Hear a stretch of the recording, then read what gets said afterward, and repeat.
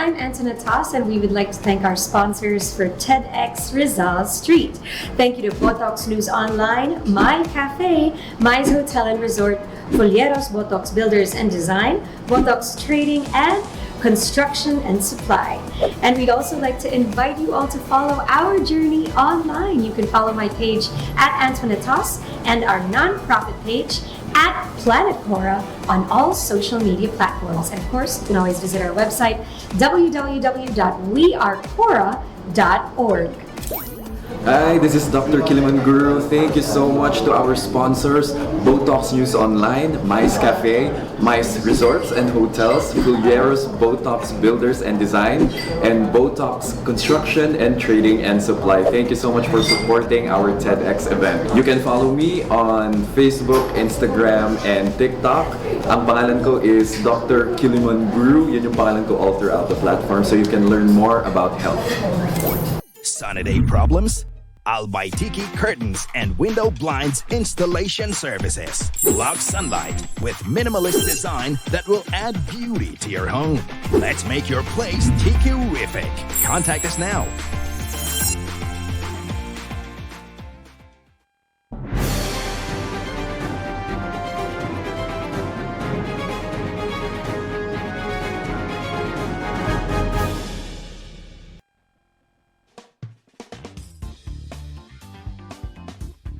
Maugmang buhay! Yan, ito na naman tayo ngayon sa loob ng isang araw, isang oras pala. Ayan, samahan niyo ako muli dito. Welcome sa Usap Tayo with Ate Jo. At ngayon ay araw na ng Huwebes, ika-6 ng Marso. 2025, ang bilis naman ng panahon, abay talagang tumatakbo siya. At ngayon ay maswerte tayo dahil naman napaunlakan tayo ng isa sa ating hinahangaan, no, 'di ba? Talagang noon kasi lagi ko 'tong nakikita sa TV, nagsasalita, pero ngayon ito naman siya. At tayo ay sasamahan niya sa loob ng isang oras dito lamang at makakausap natin, makikipagtalakayan mula sa Philippine National Police. Ito po, walang iba kundi si PEMS, yan, Police Executive Master Sergeant Michael Espeña. Sir, pakilala kayo. Good morning. Hello. Good morning po sa Gabos. Tagalog ka palang Jo. Tagaluguno niya. Oo. Kasi syempre po, excited po kasi ako na makasama kayo today, Sir Mike, dahil nga po doon sa ginanap kahapon. Oo. First time ko po kasing makadalo sa ganoong, meron pala tayo na, oh my God, I'm so sorry. First time ko po kasi makadalo doon sa ginanap na press corps kahapon. Election of officers. Yan, sa elections of officer. At paano ba yung nangyari kahapon na paano nag-come up na meron pala dapat press corps? Oo, kasi yan sa amin, talagang dapat meron din talaga ang PNP na provincial office ng press corps. Opo. Kasi para ang access namin ang access natin sa reporting, ang media and police reports, talagang mas madali. And of course, ang press corps talagang nakakatulong sa atin yan, lalong-lalo na sa ating mga kapulisan, sa pag-deliver ng reports, lalong-lalo na mga police reports na hindi magkakaaberya, hindi magkakaproblema.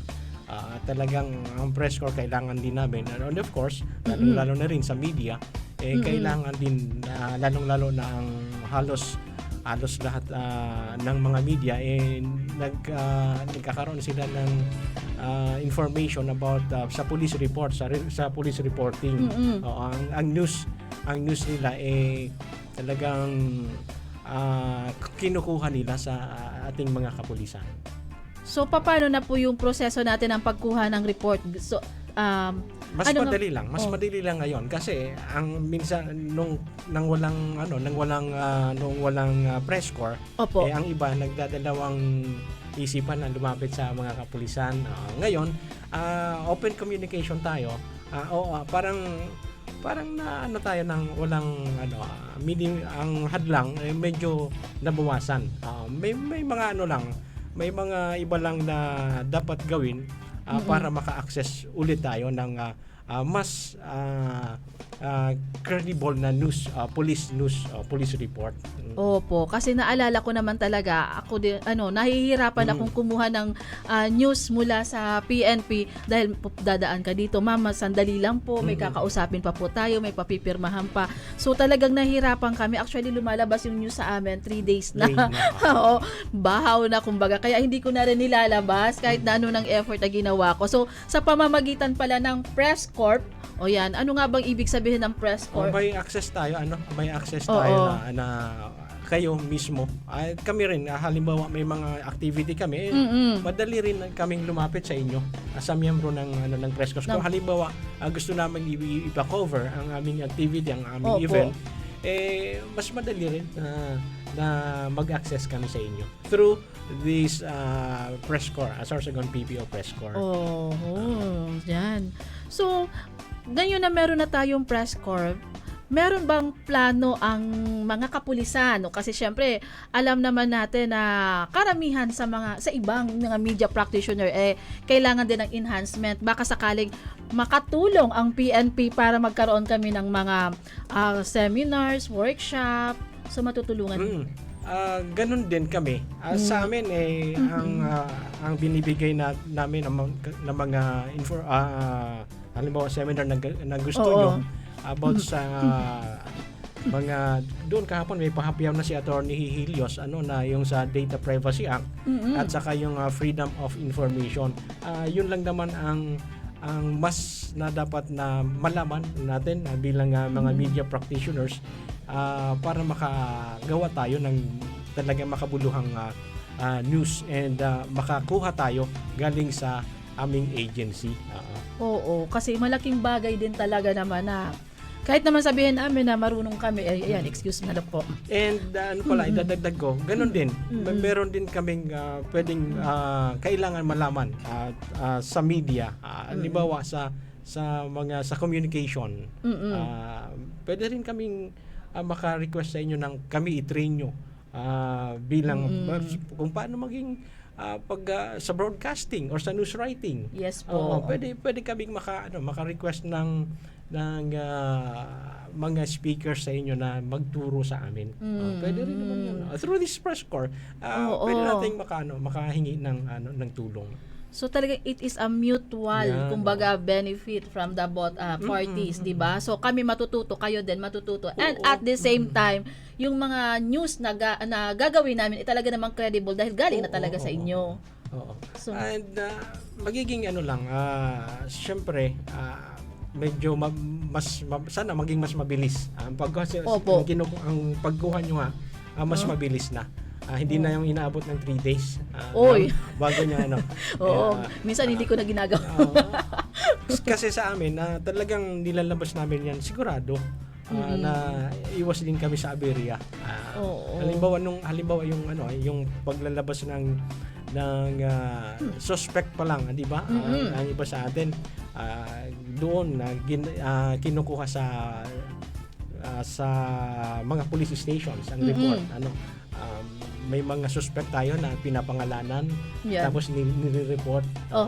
Yun sabi ni Attorney kahapon, iniiwasan natin na mangyari yun na tayo ay mapangalan natin, may broadcast natin ang pangalan kasi pa lang siya suspect or talagang hindi pa napapatunayan na nagkasala siya.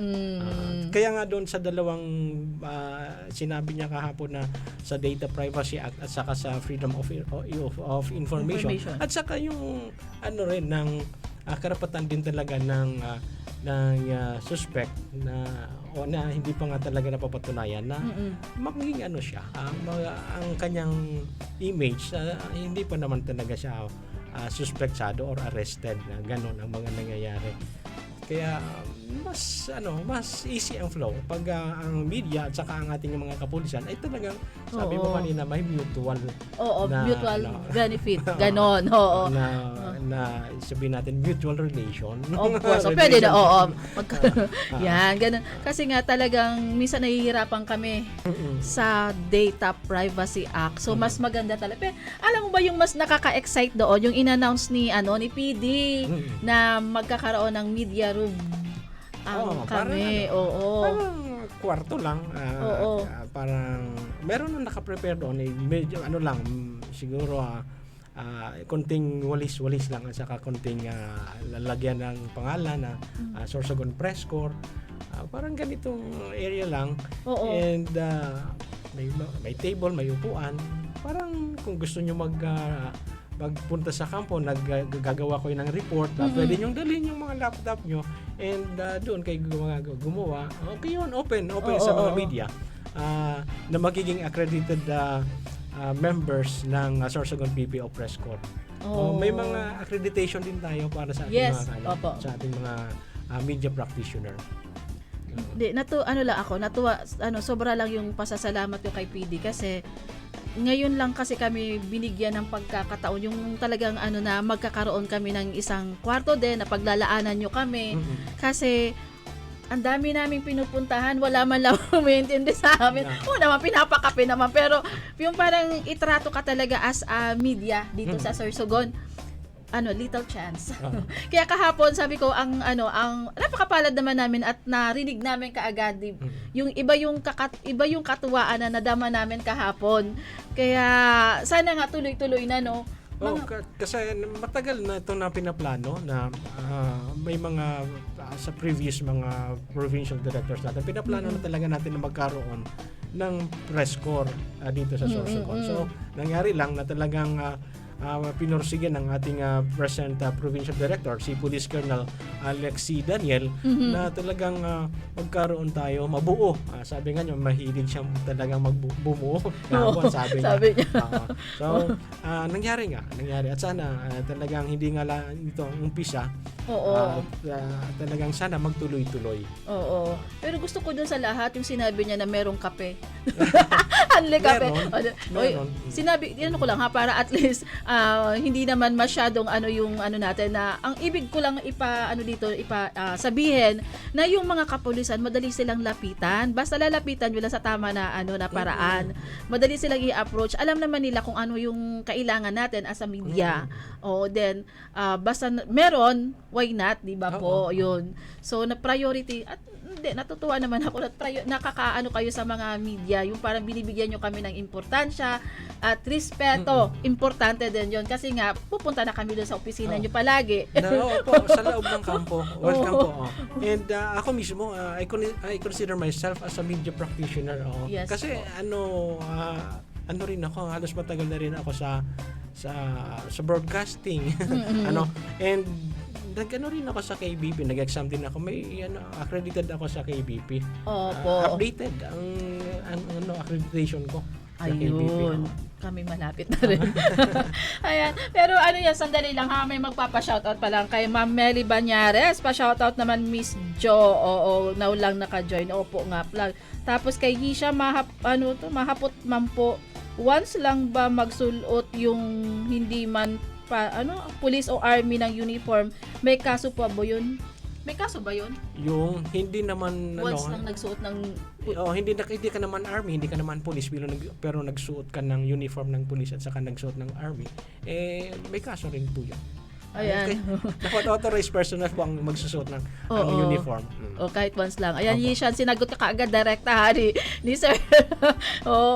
Ayan, marami pa po tayong pag-uusapan. Syempre, hindi pa muna natin bibitawan si Sir Mike Espena. Sa pagbabalik po ng usap tayo, abay tatalakayan natin kung ano ba ang ginagawa at ano ba yung mga suporta na makukuha natin in celebrating the Women's Celebration. At syempre, lalong-lalo na sa preparasyon ng election, yung darating na election. Lahat ng yan sasagutin at kakausapin pa rin natin si Sir Mike Espena dito sa Usap Tayo with Ate Jo.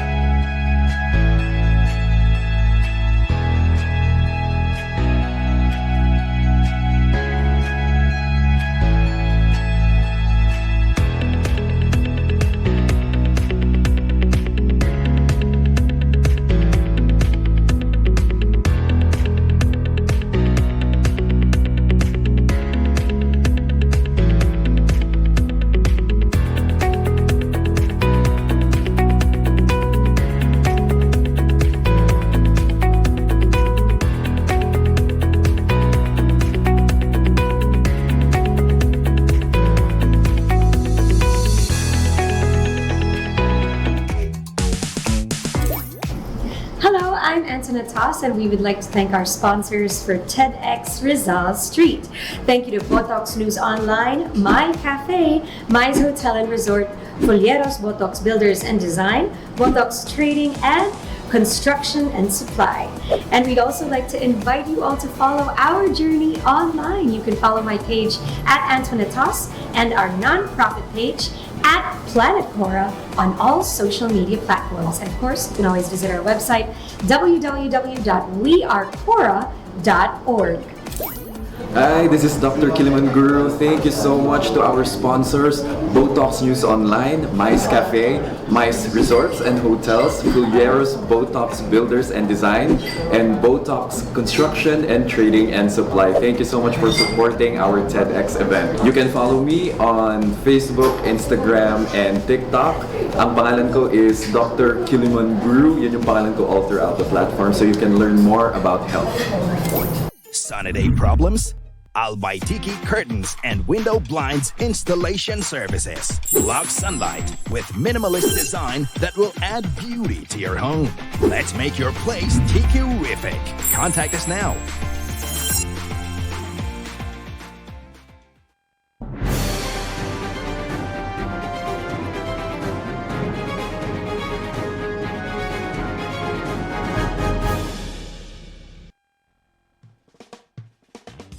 Tayo ngayon dito sa ating programang Usap Tayo. Andito pa rin po tayo buhay at nagsasalita. Sa ganap na ang oras po natin ngayon ay ayan.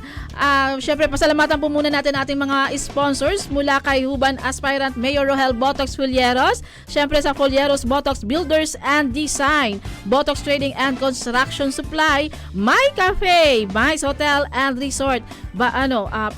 Pasalamat din po tayo kay Honorable Esther Amor, 1st District Congresswoman Det Escudero, 2nd District Manuel Wuvu Fortes, Municipal Vice Mayor ng Irisin, Honorable Christian Lim, the Lewis College. Salamat din po sa The Oragon Movers, Transports and Logistics, Tiki Blinders, Curtains and Window Blinds, Parents Against Vape, Ace Aesthetic and Wellness Services, 100-Fold Print Shop. At salamat din po sa ating butihing Barangay Captain ng Lahong Huban, Honorable Maypura Folieros, Councilor Attorney Gerson Folieros Carino ng Bayan ng Huban, at syempre sa alamat ng Sorsogon, Governor Edwin Bubuy Amor. Maraming salamat din po kay Vice Mayor Eric Juneda, kay Vice Governor June Escudero, at syempre sa Isabel Massage and Spa. Ayan. Nagbabalik tayo, kasama pa rin po natin ang ating ginagalangan ng Kapitapitaga.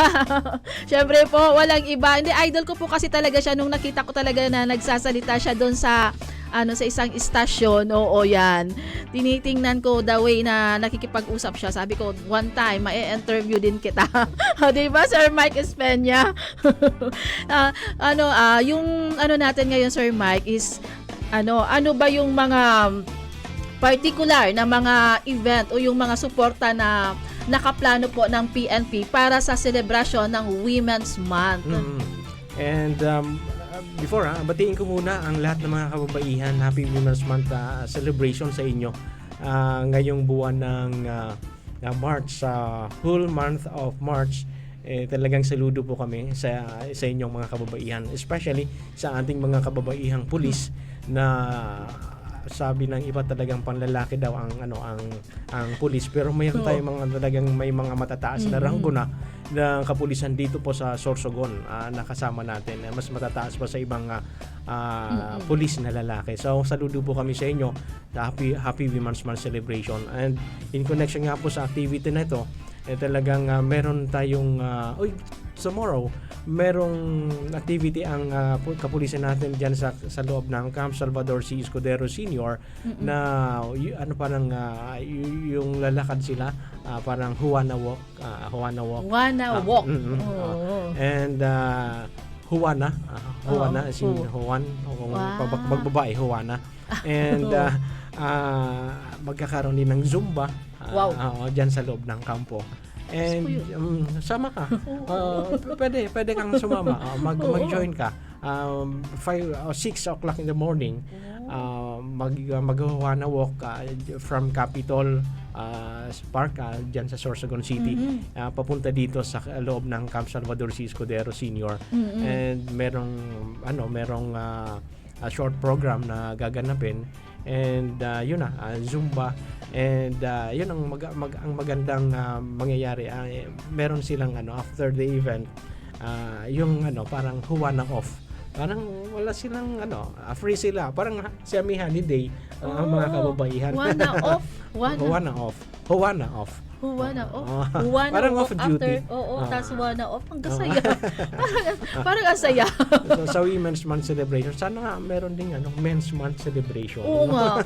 Hindi nga. And yung ating paggalang sa ating mga kababaihan ay talagang super. Kasi number one, ang iniisip natin pag babae ang ating mga nanay. Opo. So, talagang pinahalagahan ng ating pamahalaan na magkaroon ng ganitong celebration. And sa iba naman ng mga ibang police stations, meron naman silang mga gaganapin din sa kanilang lugar tungkol dito in connection dito sa Women's Month celebration. Yan, ang galing, no? O di ba may nakalinya silang mga may mga nakalinya silang mga gawain na susuporta sa ating mga sa pag-celebrate ng ating Women's Month. Oo. And Jo, ate? Oo, sige, Ate Jo. Sige lang.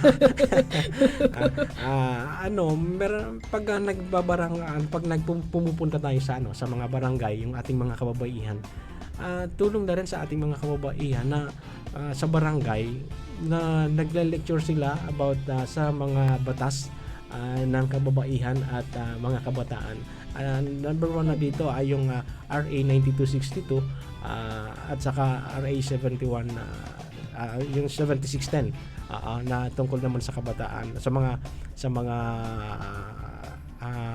itong mga pupils o itong mga bata, sa mga bata yung mga batas na yun pinapaunawa ng ating mga kapulisan na babae doon sa mga nanay na nag-a-attend ng mga barangay dialogues na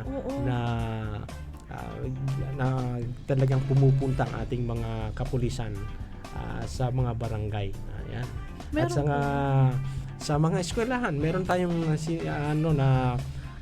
bisita eskwela kung saan talagang nagbi-visit din ang ating mga kapulisan kasama syempre ang mga kababaihan na pulis na nagbibigay din ng mga minsan kunting tulong sa ating mga kabataan, mga estudyante, and of course more on pakikipag-usap talaga, lecture, at saka doon sa mga kabataan na at least may natututunan sila from our police officers.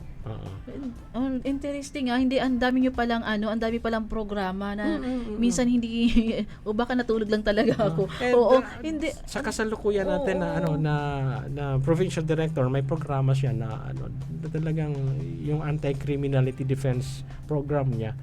Gusto niya talagang yung pulis makikita doon sa barangay at nakikipag-ugnayan. Talagang yung presence ng kapulisan ma-feel ng ating mga kababayan.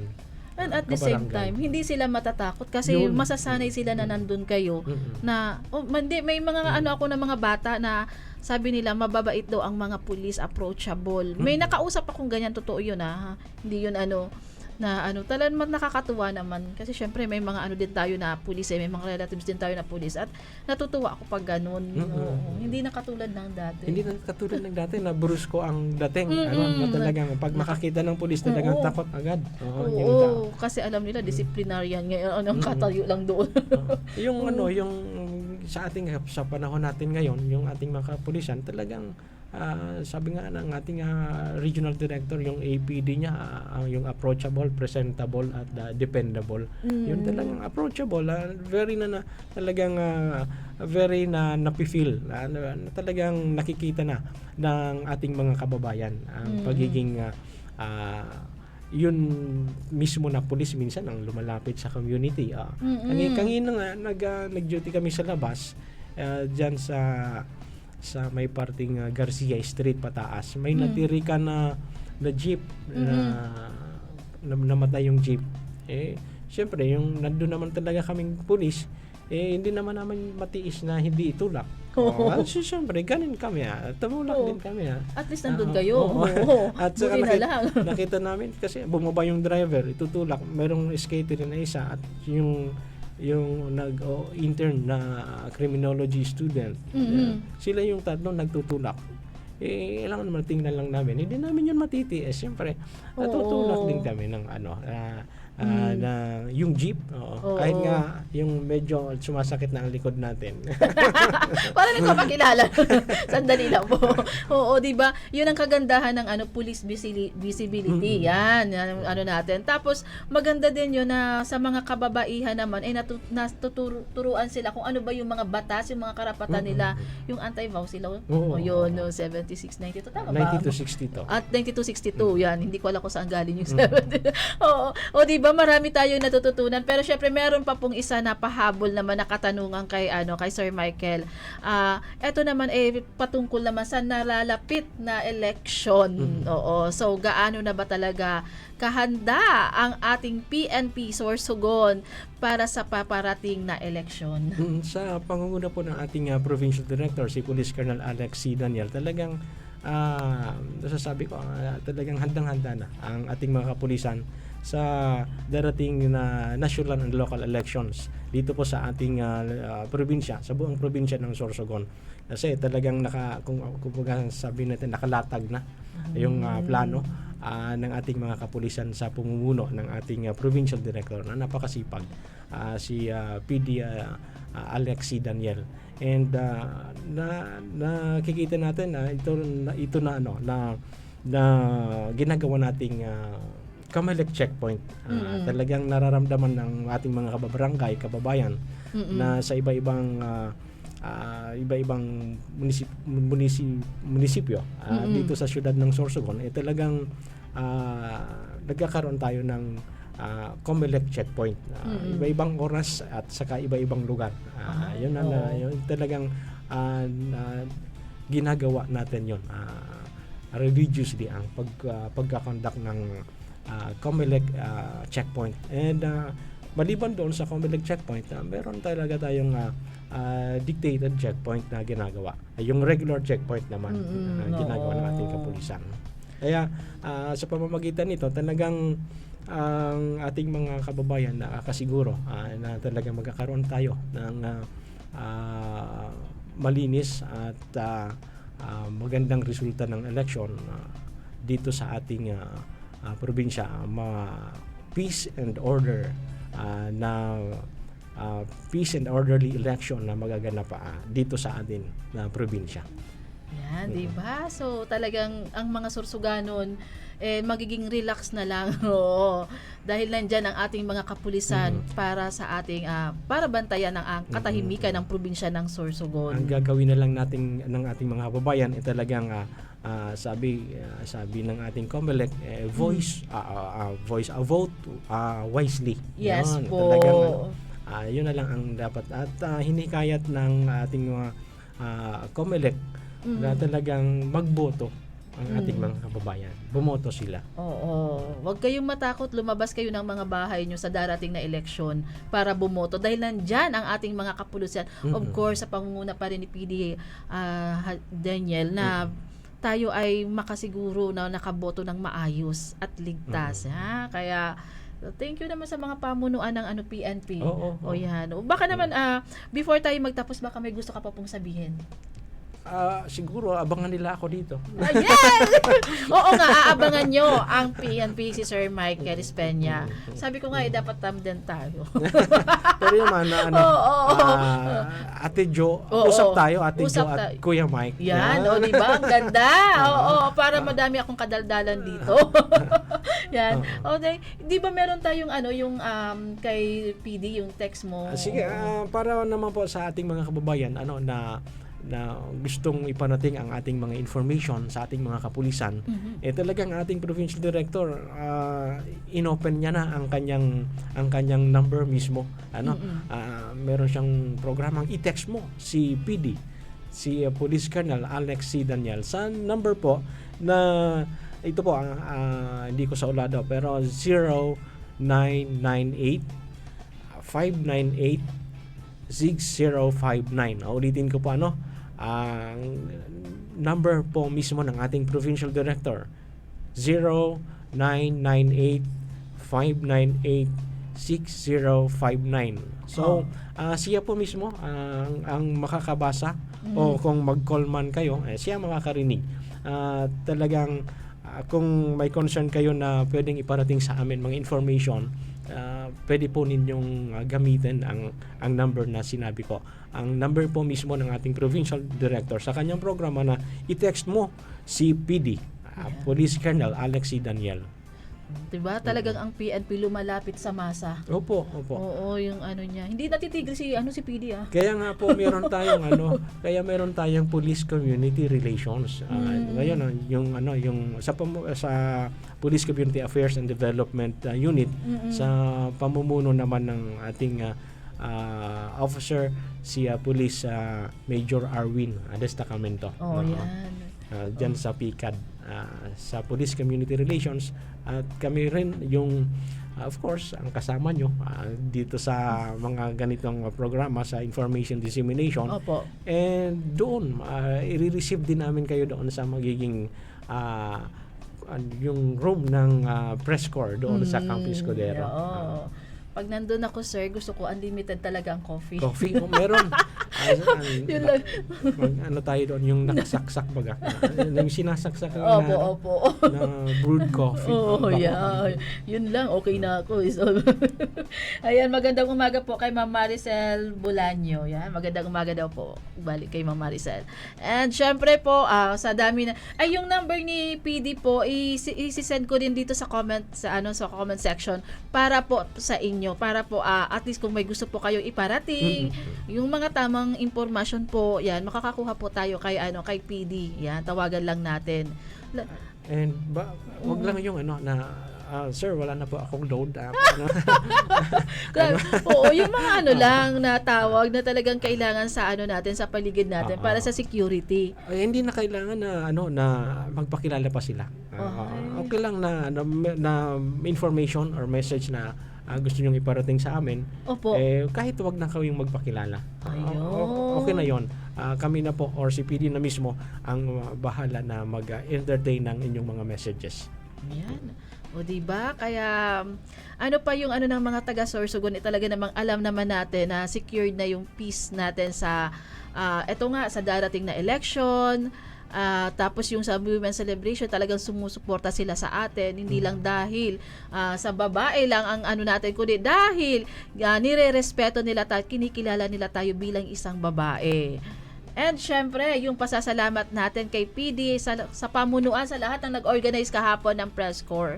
Talaga naman pong hindi kasi first time ko pong dumalo sa ganung ganung event na nabigyan ng respeto ang mga media, nakita ko kahapon on how they treat and talagang sabi ko nga nakakahiya naman na ang ibibigay pa namin mga balita ay hindi tama.